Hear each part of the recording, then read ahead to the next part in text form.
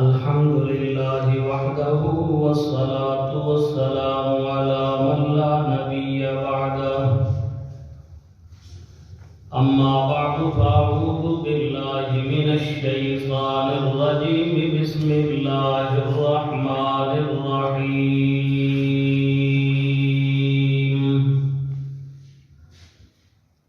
وضرب الله مثلا قرية كانت آمنة مطمئنة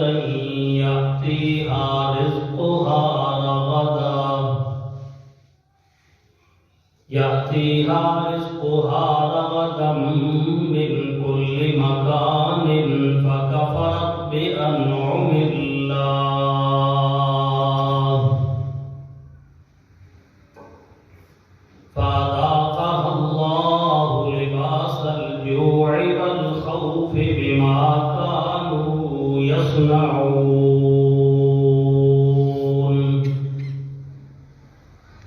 ولقد جاءهم رسول منهم فكذبوه فأخذهم العذاب وهم ظالمون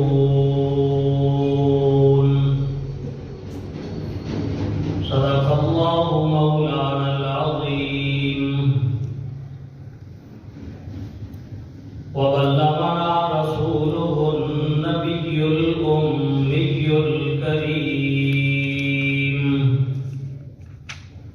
ونحن على ذلك لمن الشاهدين والشاكرين والحمد لله رب العالمين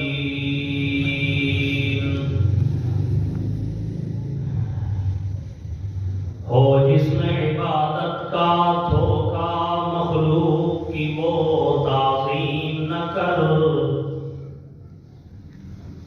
ہو جس میں عبادت کا دھوکا مخلوق کی وہ تعظیم نہ کر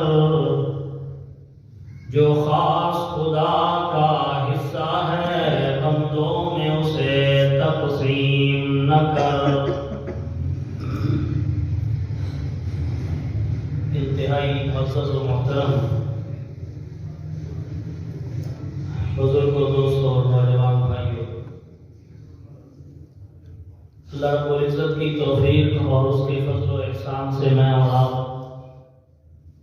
ماہانہ وار درس کی اس ترتیب میں شامل ہیں۔ رب الارباب کی بارگاہ قدس میں دعا ہے، التجا ہے، پیش خدا ہے کہ وہ پروردگار حقیقی مجھے اور آپ کو قرآن و سنت کے مطابق کہنے، سننے اور سمجھ کر عمل کرنے کی توفیق نصیب فرمائے۔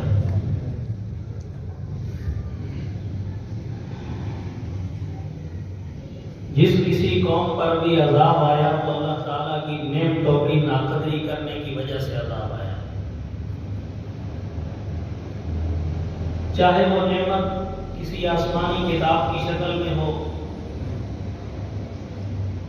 چاہے وہ نعمت کسی پیغمبر مرسل کی شکل میں ہو، چاہے وہ نعمت کھانے پینے کی اشیاء کی شکل میں ہو، المختصر کہ کسی بھی قوم پہ اللہ تعالیٰ جب عذاب بھیجتا ہے تو اس کی وجہ نعمتوں کی ناقدری ہوتی ہے۔ قرآن مجید میں جا بجا قصے بیان ہوئے۔ قوم عاد نے حضرت ہود علیہ السلام کی ناقدری کی تو اللہ نے عذاب بھیجا۔ قوم سمود نے حضرت صالح پیغمبر کی دعوت کو ٹھکرایا تو اللہ نے عذاب مسلط کیا۔ قوم یونس نے حضرت پیغمبر حضرت یونس علیہ السلام جیسے عظیم الشان پیغمبر کو ناراض کیا تو پیچھے سے اللہ نے ان کو عذاب کی جھلک دکھائی۔ تو قوم سمجھدار تھی، سجدے میں گر گئی، اللہ سے معافی مانگنے لگی کیونکہ عذاب ابھی ان کے بدن تک نہیں پہنچا تھا۔ اللہ نے توبہ قبول کر دی۔ قرآن مجید میں ذکر ہے لولا كانت قرية آمنت فنفعها إيمانها إلا قوم يونس لما آمنوا كشفنا عنهم عذاب الخزي کسی قوم کو عذاب کے آنے کے وقت ہم ان کی توبہ قبول نہیں کرتے سوائے قوم یونس کے. لما آمنوا جب وہ ایمان لائے تو ہم نے ان سے عذاب کو دور کر دیا. تو وجہ کیا تھی عذاب کے آنے کی؟ پیغمبر کی ناقدری.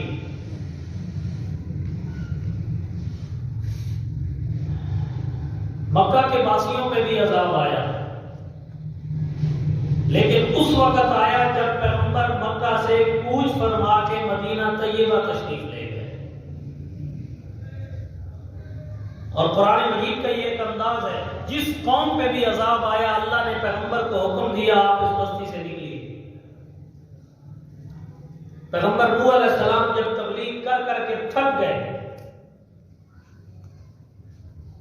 950 سال پیغمبر نے تبلیغ کی، ایک دو دن کی بات نہیں.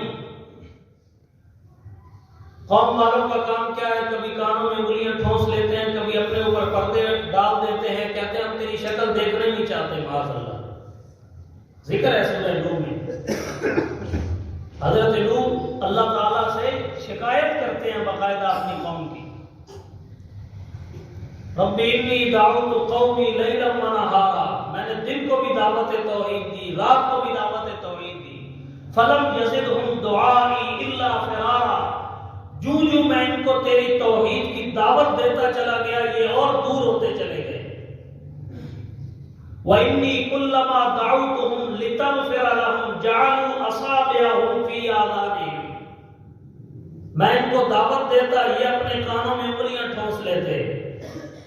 وَاسْتَغْشَوْا ثِيَابَهُمْ، اپنے اوپر کپڑے ڈال دیتے. وَأَصَرُّوا، اپنے اسی کفر اور شرک پہ اصرار کرتے. وَاسْتَكْبَرُوا اسْتِكْبَارًا، اور انہوں نے کمال درجے کا تکبر کیا. حضرت نوح یہ دعاؤں میں کہہ رہے تھے رب انی دعوت قومی، رب انی دعوت قومی. تو اس پیغمبر کی ناقدری ہوئی، اللہ نے عذاب بھیجنے کا فیصلہ کیا تو فرمایا وَاصْنَعِ الْفُلْكَ بِأَعْيُنِنَا وَوَحْيِنَا، ہماری نگرانی میں اور ہمارے حکم سے کشتی تیار کیجیے. حضرت نوح کشتی بنانے لگ گئے، بس سر تسلیم خم ہے جو مزاج یار میں آئے. حکم ہے اللہ کا، کشتی بنا رہے ہیں، قوم والے مذاق کرتے ہیں، پینے کے لیے پانی ملتا کوئی نہیں اور یہ کشتیاں خشکی پہ چلائے گا. معاذ اللہ، انہوں نے مذاق کیا. حضرت نوح جواباً کہتے ہیں ان تسخروا منا فإنا نسخر منکم کما تسخرون. بدبختو، جس طرح تم آج میرے ساتھ مذاق کر رہے ہو، میرے اوپر ہنس رہے ہو، ایک وقت آنے والا ہے کہ میں تمہارے اوپر ہنسوں گا. پھر وہی ہوا، عذاب آیا. تو اللہ نے کشتی کیوں تیار کروائی حضرت نوح سے؟ کہ اس میں سوار کرنا تھا تاکہ آپ یہاں سے رخصت ہو جائیں. قرآن کا انداز ہے. حضرت صالح کو حکم ہوا آپ نکلیے یہاں سے، ہم ان پہ عذاب بھیجنے لگے. حضرت نوح کو حکم ہوا آپ اس بستی سے نکلیں، ہم عذاب ان کو دینے لگے. حضرت یونس نکلے تو عذاب آیا، حضرت ہود علیہ السلام نکلے تو عذاب آیا. پیغمبر موجود ہو اللہ عذاب نہیں بھیجتا. یہ قرآن کا ایک انداز ہے. ابو جہل سب سے بڑا دشمن تھا رسول اللہ صلی اللہ علیہ وسلم کا. اور اسی طرح نضر بن حارث، یہ بڑے بڑے کھراٹ قسم کے آدمی، سرخیل کفار کے. تو ایک دن زیادہ آیا نا غصے میں، تو غلاف کعبہ پکڑا، بیت اللہ میں جا کے اپنے خلاف خود بد دعا کی اس نے. اور کیا کہتا ہے؟ اللہم ان کان ھذا ھو الحق من عندک فامطر علینا حجارۃ من السماء او ائتنا بعذاب علیم. اللہم ان کان ھذا ھو الحق من عندک فامطر علینا حجارۃ من السماء. اے اللہ، اگر یہ پیغمبر سچا بھی ہے، اگر تیری طرف سے بھیجا ہوا ہے، جو کلام پڑھتا ہے بے شک سچی کتاب ہی کیوں نہ ہو، ہم پھر بھی ماننے کے لیے تیار نہیں ہیں. فَأَمْطِرْ عَلَيْنَا حِجَارَةً مِّنَ السَّمَاءِ، یا اللہ بے شک ہمارے اوپر تو آسمانوں سے پتھروں کی بارش نازل کر. اتنی بڑی بد دعا، خدا کو اتنا بڑا چیلنج، اللہ کے سامنے اتنی زیادہ اپنی سرکشی کا اظہار کر رہا تھا، لیکن وہ بھی تو احکم الحاکمین ہے، وہ بھی تو بڑا حلیم ذات ہے، اللہ بھی بڑے برداشت کرنے والا، بڑا صبر کرنے، اللہ تعالیٰ بڑا برداشت کرنے والا حلیم ذات جو ہوئی، اللہ تعالیٰ نے فوری عذاب نہیں دیا۔ دو جملے اس نے کہے تھے، ایک یہ ہمارے اوپر آسمانوں سے پتھروں کی بارش نازل کر، او ابتلا بعذاب علیم، یا پھر ہمیں کسی دردناک عذاب میں مبتلا کر دے۔ ہم نہیں مانتے، نہیں مانتے، نہیں مانتے، خدا کے سامنے اکڑ خانیاں دکھا رہا تھا۔ اللہ تعالیٰ نے جواب دیا اور فرمایا ما کان اللہ لیعذبہم وانت فیہم وما کان اللہ معذبہم وہم یستغفرون۔ میرا پیغمبر ان سے کہہ دیجئے میرے قانون نہیں، پیغمبر موجود ہو تو ہم ان کو عذاب دے دیں۔ جس طرح یہ مانگ رہا ہے عذاب دریدہ دریری کے ساتھ، بڑے چیلنج کر کے، بڑا تکبر کے ساتھ، بڑے غرور کے ساتھ، بڑے گھمنڈ کے ساتھ، اس کا نتیجہ تو یہ تھا کہ میں اس بدبخت کو اسی جگہ پہ ہی ملیا میٹ کر دیتا، ان کے اوپر فوری میں عذاب مسلط کر دیتا، لیکن نہیں، ابھی میں نے عذاب نہیں دینا، کیونکہ وَأَنْتَ فِيهِمْ، آپ ان میں موجود ہیں۔ نمبر 2، ہم اس وقت تک بھی کسی قوم کو عذاب نہیں دیا کرتے جب تک ان کی زبانوں پہ ذکر جاری ہو استغفار والا۔ وَمَا كَانَ اللَّهُ مُعَذِّبَهُمْ وَهُمْ يَسْتَغْفِرُونَ، استغفار کر رہے ہوں لوگ تو ہم پھر بھی عذاب نہیں۔ دو چیزیں، یا پیغمبر موجود ہو عذاب نہیں آتا، یا استغفار موجود ہو عذاب نہیں آتا۔ آج عذاب ہیں بہت سے ہیں، کوئی ایک چھوڑیے، سیلاب کا عذاب ہے، مہنگائی کا عذاب ہے، طوفان بدتمیزی کا عذاب ہے، ہاں جی فتنے نازل ہو رہے ہیں۔ دونوں وجہ ہیں، سب سے پہلی وجہ یہ ہے پیغمبر موجود نہیں، اور پیغمبر موجود نہیں ہے، اور دوسری وجہ استغفار بھی ہم مسلمانوں نے چھوڑ دی ہے، لیکن وہ پھر بھی کچھ نہ کچھ جاری ہے، کچھ نہ کچھ جبین نیاز خدا کی بارگاہ میں جھکانے والے سچے سچے نترے ہوئے مسلمان باقی ہیں۔ پہلی وجہ یہی ہے کہ پیغمبر موجود نہیں۔ یہی مکہ تھا جب رسول اللہ صلی اللہ علیہ وسلم ان کی اظہار ثانیوں سے تنگ آئے اور آپ نے مکہ چھوڑا اللہ کے حکم سے، تو اللہ نے ذکر کیا، یہ جو میں نے آیت تلاوت کی ہے یہ اسی بستی کا ذکر ہے، مکہ کا۔ ضرب اللہ مثلا قریۃ کانت آمنۃ مطمئنۃ یأتیہا رزقها رغدا من کل مکان فکفرت بانعم اللہ فاذاقها اللہ لباس الجوع والخوف بما كانوا يصنعون۔ اللہ مثال بیان کرتا ہے ایک بستی کی، کانت آمنۃ مطمئنۃ، دو چیزیں تھیں، امن بھی تھا، اطمینان بھی تھا، سکون قلب بھی تھا، ہر طرف سے رزق بھی پہنچ رہا تھا۔ یأتیہا رزقها رغدا من کل مکان، لوگ احترام بھی کیا کرتے تھے، اور یہ مکہ کے باسی ہیں، مسلمانوں کا قبلہ ہے بیت اللہ، اس کے یہ باسی ہیں، اس کے خدمت گزار ہیں، لوگ ان کے پاس مال بھی بھیجتے تھے، رزق بھی پہنچتا تھا ہر جانب سے، بڑی شان و شوکت تھی، بڑی عزت تھی، بڑے وقار تھے، بڑے چرچے تھے۔ پھر کیا ہوا؟ اللہ نے ایک نبی بھیج دیا، اس پہ کتاب نازل کر دی، پیغمبر نے دعوت توحید شروع کر دی۔ فکفرت بانعم اللہ، انہوں نے اللہ کی نعمتوں کی ناقدری کی ہے، پیغمبر کی ناقدری، نازل ہونے والی کتاب کی ناقدری، ان دو نعمتوں کی ناقدری کی۔ پھر کیا ہوا؟ فَأَذَاقَهَا اللَّهُ لِبَاسَ الْجُوعِ وَالْخَوْفِ بِمَا كَانُوا يَصْنَعُونَ۔ ان کے اس گناہ کی وجہ سے، ان کے شرک کی وجہ سے، پیغمبر کا انکار کرنے کی وجہ سے، قرآن سے روگردانی کرنے کی وجہ سے اللہ نے ان کو مبتلا عذاب کیا۔ کیا ہوا؟ قحط آ گیا، بھوک میں مرنے لگے۔ اللہ کہتے ہیں فَأَذَاقَهَا اللَّهُ لِبَاسَ الْجُوعِ، ہم نے بھوک پہنا دی ان لوگوں کو، والخوف، اور خوف کی ایک چادر چڑھا دی ہم نے ان کے اوپر، کیوں؟ بما کانوا یصنعون، کیونکہ انہوں نے نعمتوں کی ناقدری کی تھی. فکفرت بانعم اللہ، اللہ کی نعمتوں کی ناقدری کی، پیغمبر کی ناقدری کی. اتنے ان کے اوپر بھوک مسلط ہوئی، اتنے کمزور ہو گئے، کھانے کے لیے کچھ نہیں، پینے کے لیے کچھ نہیں، پہننے کے لیے کچھ نہیں، کوئی چیز ان کے قریب نہیں تھی کھانے پینے کے لیے. حتیٰ کہ حدیث پاک میں آتا ہے یہ مکہ کے لوگ گوبر کھانے کے لیے بھی تیار ہو گئے، گوبر کھانے کے لیے تیار.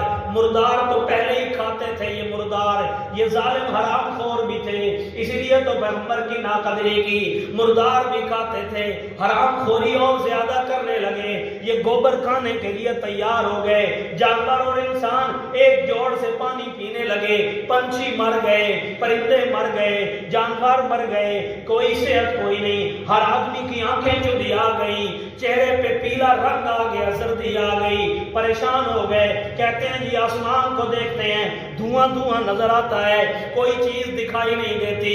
ایک بندے کو بھیجا، نام جس کا ابو سفیان ہے، قبیلے کا سردار ہے. جا ابو سفیان، محمد کریم صلی اللہ علیہ وسلم کے پاس جا مدینہ طیبہ میں، اور ان سے کہہ کہ ہمارے حق میں دعا کر دیں.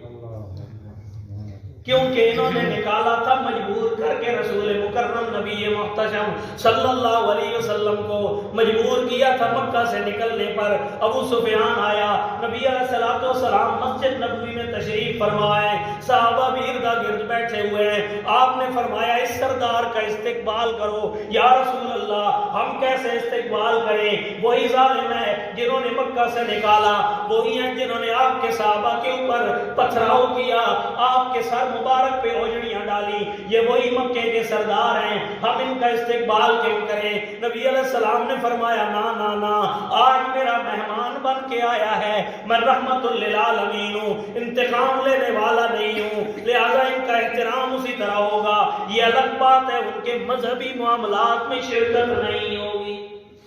مہمان بن کے آیا، میرے گھر چل کے آ گئے. ہاں جی استقبال ہوا، بٹھایا گیا پرتپاک انداز سے. ہاں جی کس لیے آئے ہو؟ ابو سفیان کہتا ہے سونے جدوں دا تو رخصت ہوئے ہیں، بہارا نے رخ موڑ لے آئے، ہواواں بے وفائی کر گئی ہیں، ہر قسم کی نعمت ہم سے چھن گئی ہے. جب سے آپ گئے ہیں قحط سالی میں مبتلا ہیں، بھوک میں مر رہے ہیں، فقر میں مر رہے ہیں، افلاس میں مر رہے ہیں، کھانے کا کچھ نہیں، پینے کا کچھ نہیں. خدا کے لیے ہمارے حق میں اللہ سے دعا کر دیں. اللہ کرو بتوں سے رنگ کھایا تو خدا یاد آیا.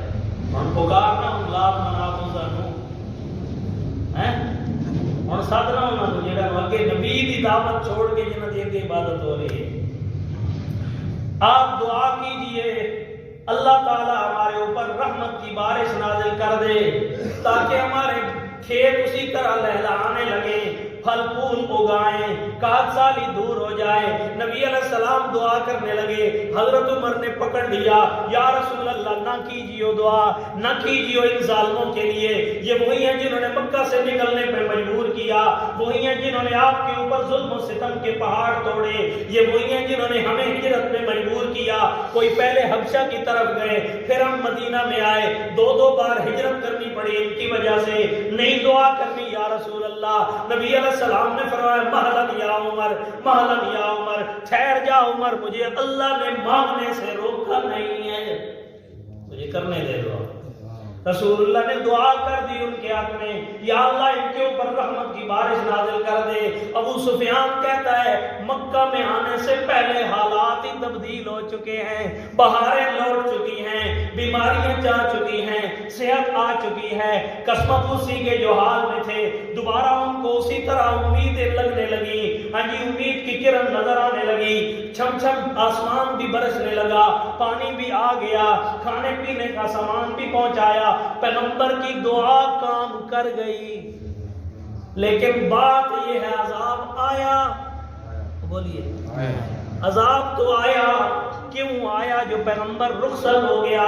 یہ قرآن کہتا ہے میاں پیغمبر جب تک موجود ہو اللہ عذاب نہیں دیا کرتا، پیغمبر موجود نہ ہو تب عذاب آیا کرتا. سکتے ہیں. مکہ کی بستی میں پیغمبر موجود تھا, اللہ نے عذاب نہیں دیا, پیغمبر رخصت ہوا تو عذاب آ گیا.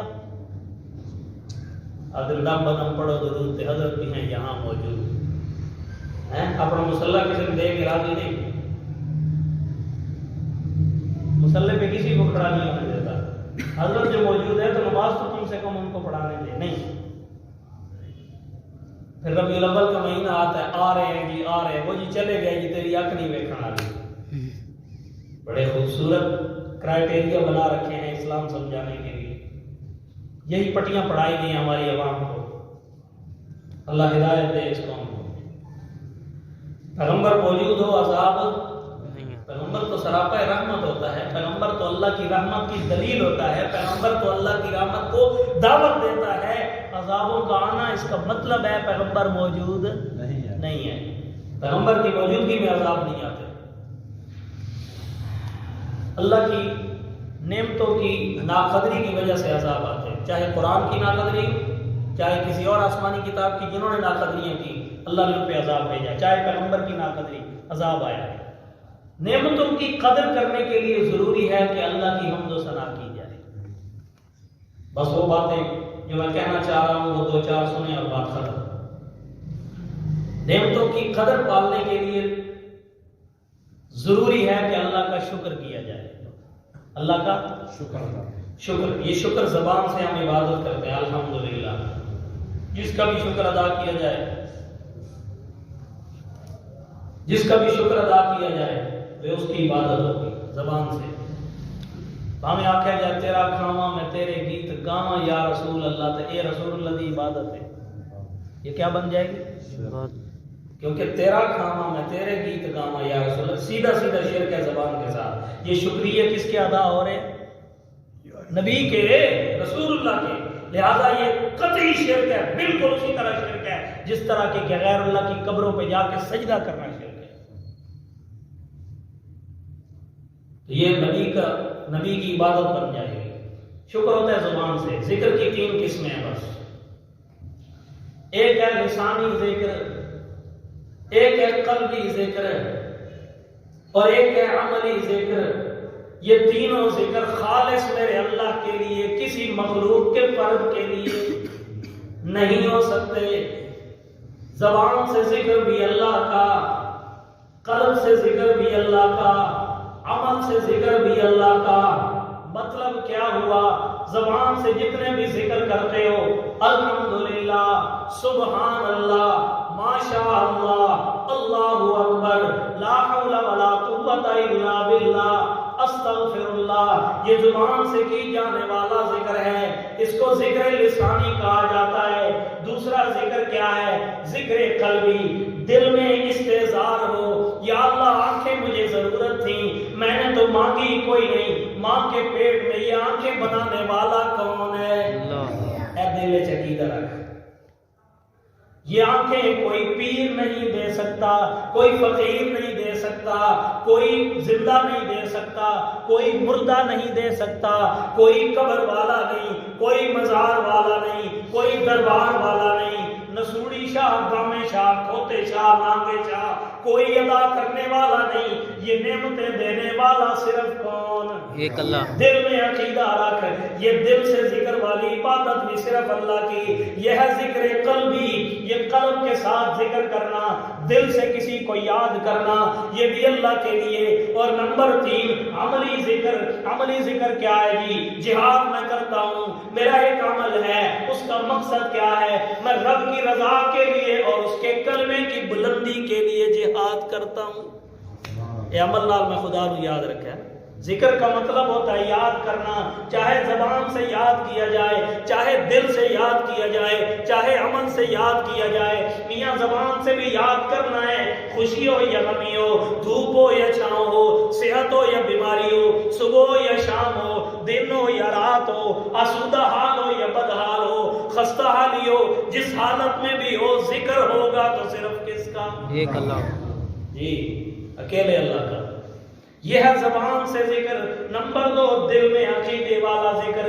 دل میں عقیدہ یہ ہو, عزت کا مالک بھی صرف اللہ, ذلت دینے والا بھی صرف اللہ, کامیاب کرنے والا بھی صرف اللہ، ناکام کرنے والا بھی صرف اللہ، بیٹے دینے والا بھی صرف اللہ، بیٹیوں سے نوازنے والا بھی صرف اللہ، دولت دینے والا بھی صرف اللہ، نادار کرنے والا بھی صرف اللہ، بے زر کرنے والا بھی صرف اللہ، ابو ذر بنانے والا بھی صرف اللہ، اور صبح کے سویرے کو نکالنے والا بھی اللہ، رات کو اندھیروں کو چھانے والا بھی اکیلا اللہ۔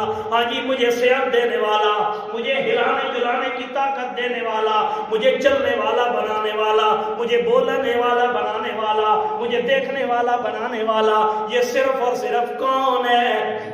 یہ دل میں عقیدہ رکھ، یہ ذکر قلبی ہے، ذکر قلبی ہے، دل میں عقیدہ یہ ہو یہ ساری نعمتیں دینے والی ذات صرف اللہ کی ہے، اور میاں یہی عقیدہ رکھ تب تو خدا کا شکر گزار ہے، ورنہ اسی طرح ناشکر ہے جس طرح ابو جہل ناشکر ہے۔ کوئی فرق نہیں اس میں، اور فرعون میں بھی کوئی فرق نہیں اس میں، ابو جہل میں کوئی فرق نہیں اس میں، اور قارون میں کوئی فرق نہیں۔ قارون کے پاس نعمتیں تھی، دولت تھی، تو وہ کیا کہتا تھا؟ اوتیتہ علی علم عندی، یہ مجھے میرے علم کی وجہ سے ملا ہے، میرے ہنر کی وجہ سے ملی ہے، یہ لاؤ لشکر، یہ جو اونٹ میرے اونٹوں کے اوپر لدی ہوئی ہیں، میرے خزانوں کی چابیاں، یہ صرف اور صرف میرے اپنے علم کی وجہ سے مجھے ملا ہے۔ میں کرتے ہوئے تھکتا نہیں تھا، اس نے اپنی خودی کو اپنا خدا بنا دیا تھا، اپنے آپ کو اپنا خدا بنا دیا، خواہش پرستی، اپنی پرستش کروانا چاہتا تھا، لیکن اللہ کہتا ہے قال الذین اوتوا العلم، جن کے پاس علم تھا وہ بولے، وہ کہنے لگے نامی انا، یہ نعمتیں کسی کی اپنی لیاقت کی وجہ سے نہیں ہوتی، کسی کے روب کی وجہ سے نہیں ہوتی، کسی کی سلطنت کی وجہ سے نہیں ہوتی، کسی کے علم کی وجہ سے نہیں ہوتی، یہ ساری کی ساری نعمتیں دینے والا کون ہے؟ ایک اللہ۔ قال الذین اوتوا العلم ویلکم ثواب اللہ خیر، وہ اللہ دینے والا ہے، بندے کیا دے سکتے ہیں؟ وہ بندے تو خود محتاج ہے، پیغمبر بھی محتاج ہے، سب سے زیادہ شان مخلوق میں نبیوں کی ہے، جس نبی کو دیکھ اللہ کے سامنے ہاتھ پھیلائے ہوئے حضرت آدم اللہ سے معافیاں مانگتے ہیں، ربنا ظلمنا انفسنا وان لم تغفر لنا وترحمنا لنکونن من الخاسرین۔ پیغمبر معافیوں کا طلبگار ہو، تب بھی اللہ کے سامنے حضرت نوح قوم سے تنگ آئے، کہتے ہیں رب انی دعوت قومی لیلا ونہارا، پھر اور تنگ آئے تو کیا کہتے ہیں رب لا تذر علی الارض من الکافرین دیارا، یا اللہ کافروں کا ایک گھر نہ چھوڑ، سب کو برباد کر دے، سب کو تہس نہس کر دے، سب کا دیا پہنچا ایک کر دے، ان کی اینٹ سے اینٹ بجا دے، سب کو غرق کر دے۔ ہاں جی، حضرت یونس کو ضرورت پڑی، وہ بھی کہتا ہے لا الہ الا انت سبحانک انی کنت من الظالمین، مولا پھنس گیا ہوں اس پانی کی تہ میں، پھر مچھلی کے پیٹ میں، اور پیٹ کے اندر بھی جھلی موجود ہے، میں ان پردوں میں پھنسا ہوا ہوں، میری یہاں پہ تیرے علاوہ سننے والا لا الہ الا انت سبحانک انی کنت من الظالمین۔ ایک پیغمبر بیمار پڑ گیا ہے، بیماریوں سے صحت کے لیے کہتا ہے رب انی مسنی الضر وانت ارحم الراحمین۔ دوسرا پیغمبر ہے جس کی جھولی اولاد کی نعمت سے خالی ہے، وہ کہتا ہے رب لا تذرنی فردا وانت خیر الوارثین۔ ایک اور پیغمبر ہے، ہاں جی ہاں، اس پیغمبر کو بھی ضرورت پیش آئی بیٹے کی، اس کا نام ابراہیم ہے، وہ کہتا ہے رب حب لی من الصالحین۔ ہاں جی، آیا امام الانبیاء،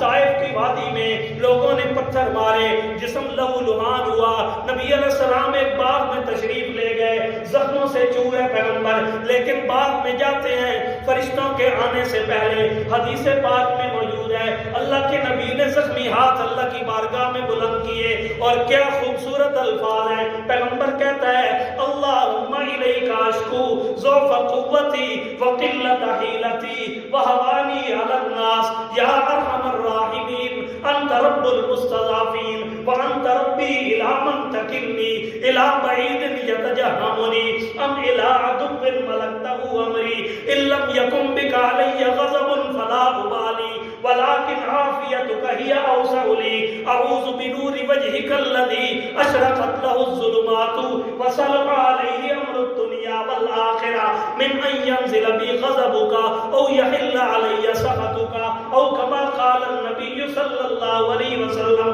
اللہ کا پیغمبر زخموں سے چور ہو کے خدا کی بارگاہ میں ہاتھ پھیلا کے دعا کرتا ہے اللہم الیک اشکو، اللہم الیک اشکو.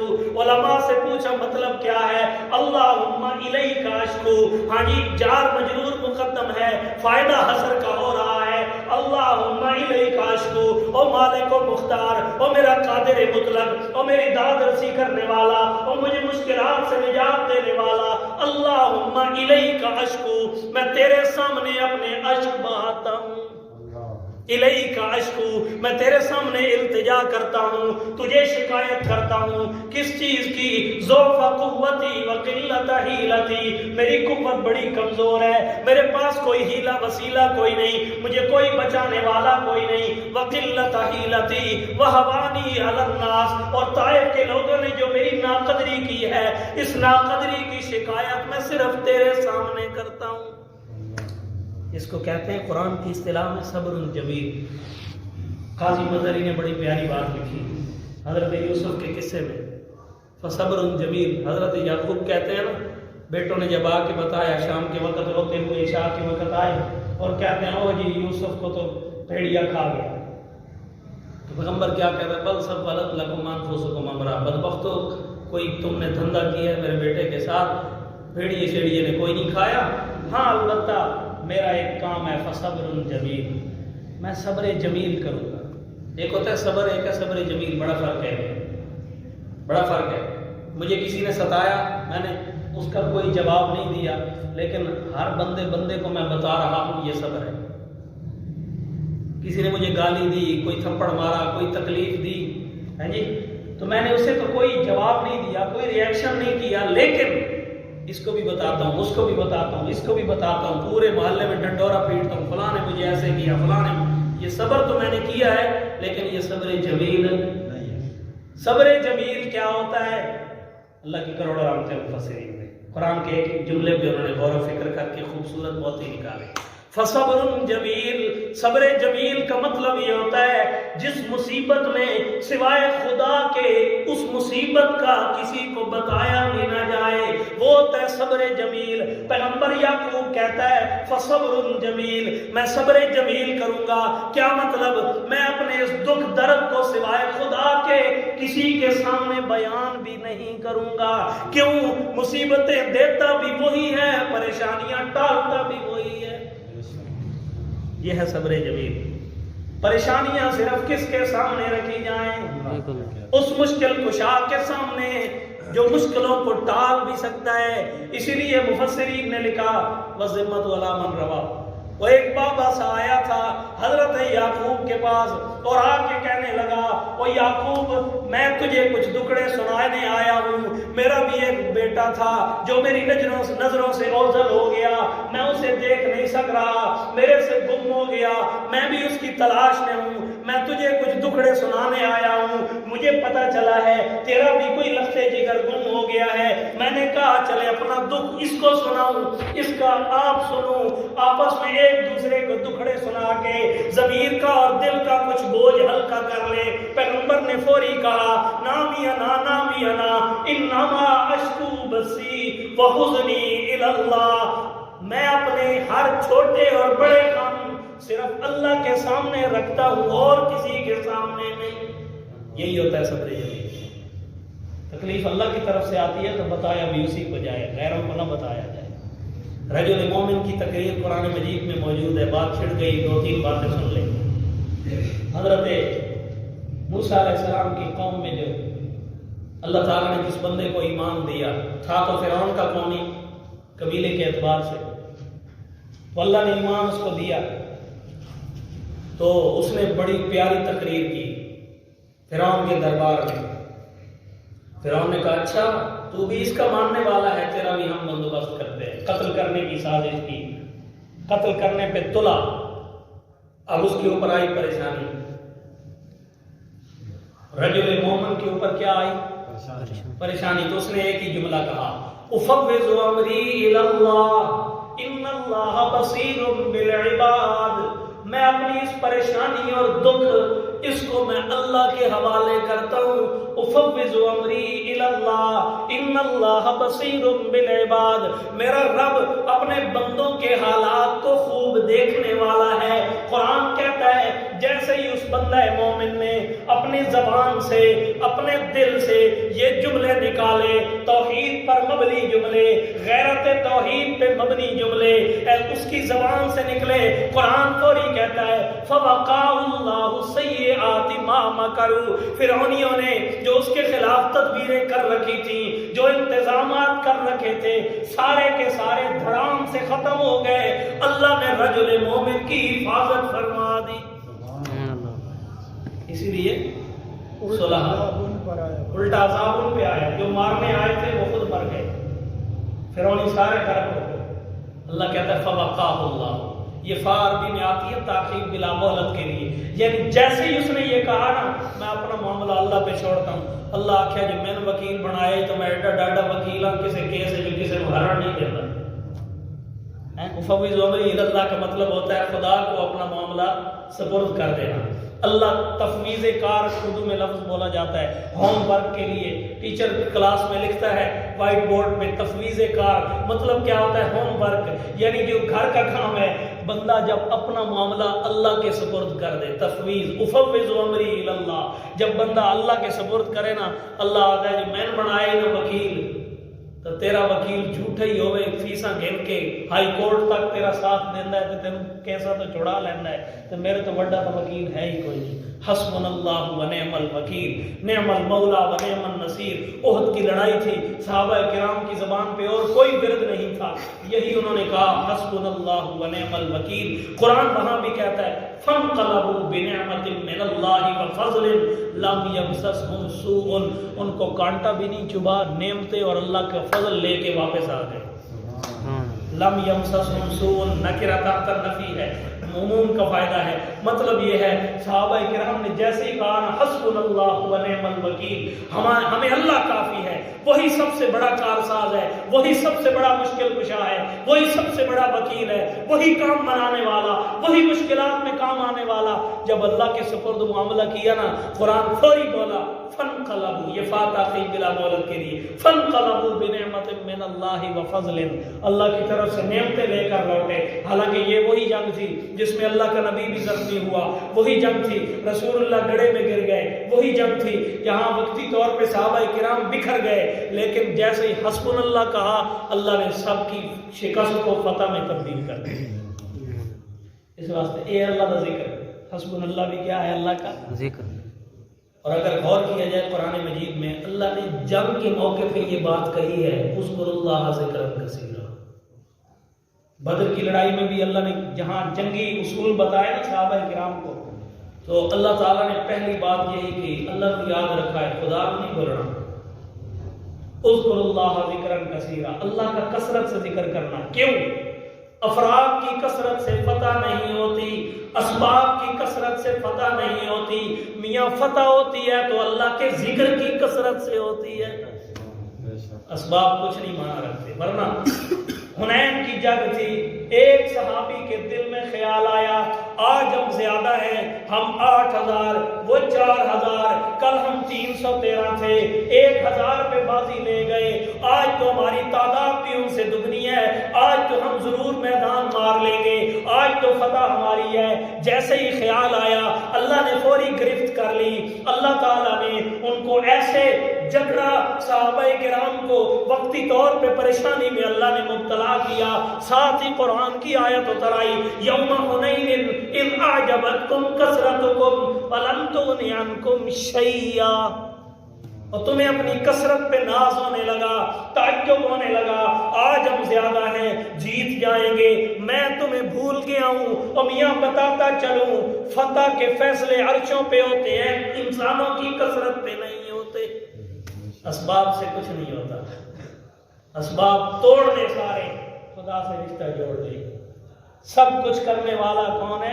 ایک اللہ. ہما کن ہر وقت کون ہے؟ ایک اللہ کی ذات ہے میاں، کوئی کچھ نہیں کر سکتا. یہ عقیدہ بنانا ہے. تو جنگ کے موقع پہ اللہ نے اکثر یہ حکم فرمایا اذکروا اللہ، اللہ یاد. سورہ احزاب میں بھی بڑی سخت لڑائی تھی، بڑا سخت مقابلہ. خود قرآن صحابہ کے بارے میں کہتا ہے جن لوگوں کے ایمان بڑے مضبوط تھے، اللہ نے ان کے بارے میں کہا تظنون باللہ الظنونا زلزلوا زلزالا شدیدا، تمہیں خوب اللہ نے ہلایا، اندر سے ہلا دیے گئے. تظنون باللہ الظنونا، تم خدا کے بارے میں گمان کرنے لگ گئے پتہ نہیں مدد اج کردہ بھی ہے یا نہیں، تمہاری یہ سوچ بن گئی تھی. تو اتنی سختی کے عالم میں اللہ نے حکم فرمایا اگر جیتنا چاہتے ہو تو اذکر اللہ ذکرا کثیرا وسبحوہ بکرۃ واصیلا، اللہ کا کثرت سے ذکر کرنا، اللہ تمہیں فتح دے دے گا، شکست تمہارے قریب بھی نہیں آئے گی.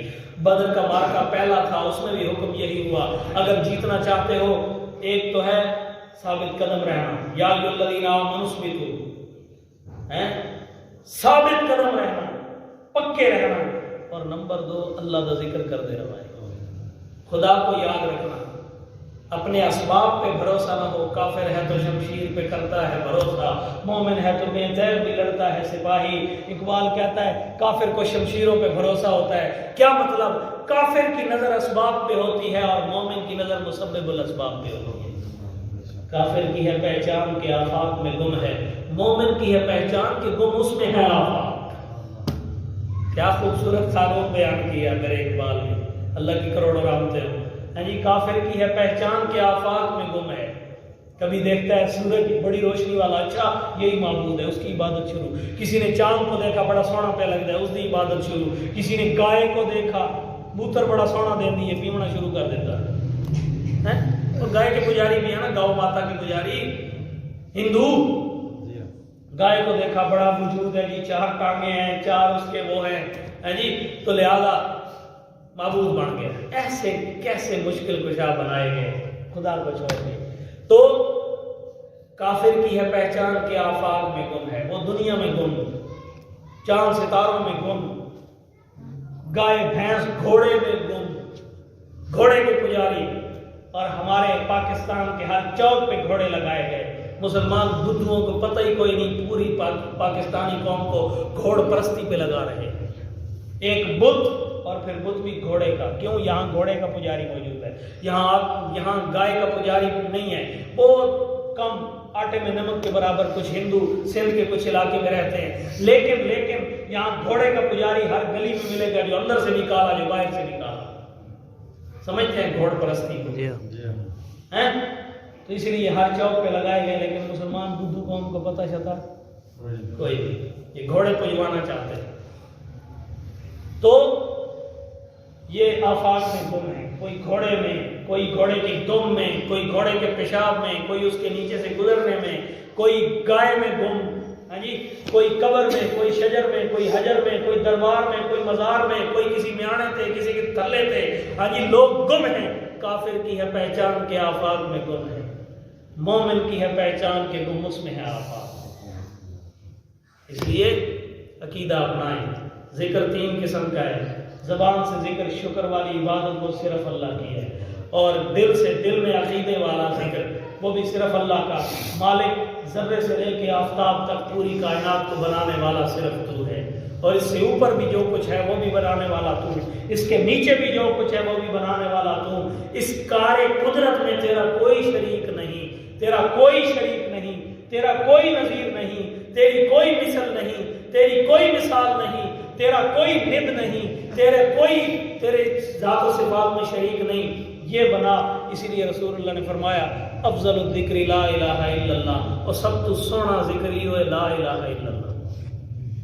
سب سے خوبصورت ذکر کیا ہے؟ لا الہ الا اللہ. کیوں؟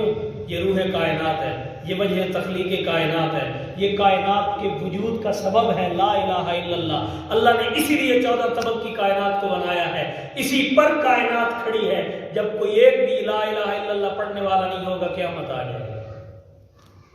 تو روح کائنات کیا ہے؟ لا الہ الا اللہ. اسی لیے رسول اللہ نے فرمایا سب تو پیارا ذکر، سب سے افضل ترین ذکر یہی ہے. اور افضل الدعاء الحمدللہ، اور دوسری روایت میں افضل الدعاء استغفر اللہ. یہ 2 حدیثیں، ایک میں یہ افضل الدعاء الحمدللہ، سب سے بہترین دعا، سب سے خوبصورت دعا وہ ہے الحمدللہ. اللہ تیرا شکر تو نے اتنی نعمتوں سے نوازا. قرآن کہتا ہے لَإِن شَكَرْتُمْ لَأَزِيدَنَّكُمْ، جتنا شکر کرو گے ہم اور بڑھا کر دیں گے.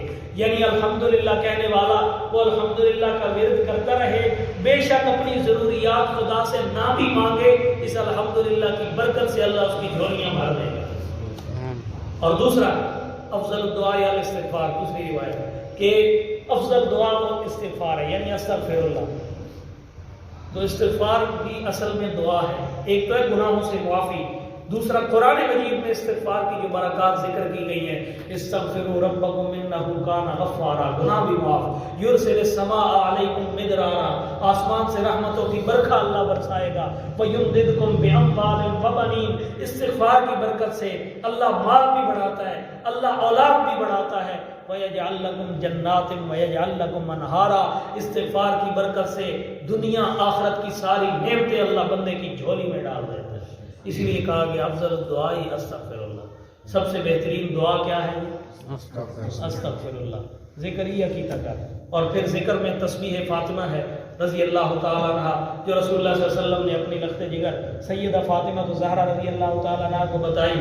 33 بار سبحان اللہ، 33 بار الحمدللہ اور 34 بار اللہ اکبر. رسول اللہ نے فرمایا چکیاں پیستی ہے تو بیٹی تو تھک جاتی ہے، تھکاوٹ دور کرنے کا یہی نسخہ ہے. ہم آل محمد ہیں، ہم جو اہل بیت ہیں، ان کا یہی وظیفہ ہے. وہ غلام اور لوڈیوں کا مطالبہ نہ کریں، وہ اللہ کا ذکر کرتے رہیں، اللہ تھکاوٹیں دور کرتا رہے گا. الحمدللہ، سبحان اللہ، اللہ اکبر، یہ تین یہ اللہ کے ذکر ہے. یہ کیا ہے؟ اللہ کے ذکر، یہ زبان سے ذکر ہوتے ہیں. اسی طرح لا حول ولا قوت الا باللہ، حدیث میں آتا ہے کنز من کنوز العرش، عرش کے خزانوں میں سے ایک خزانہ ہے لا حول ولا قوت الا باللہ. رسول اللہ نے فرمایا 99 بیماریوں کا علاج ہے لا حول ولا قوت الا باللہ. 99 بیماریوں کا علاج. کیوں؟ ذکر صرف اللہ دے، یہ ذکر لسانی لا حول ولا قوت ہے. کوئی دکھ سکھ درد تکلیف جو بھی ہو، بندہ آ کے لا حول ولا قوت الا باللہ، مولا میرے اندر طاقت نہیں اس تو بچن دی، الا باللہ، ساریاں طاقتیں کس کو ہیں؟ اللہ کے پاس ہے. لا حول ولا قوت الا باللہ، خوبصورت ترین ذکر، یہ زبان سے ذکر، یہ بھی اللہ کا. ہاں اللہ اکبر، یہ بھی اللہ کا ذکر، سبحان اللہ، ماشاء اللہ، لا الہ الا اللہ، یہ افضل ترین ذکر ہے. اور افضل الدعاء الاستغفار یا افضل الدعاء الحمدللہ.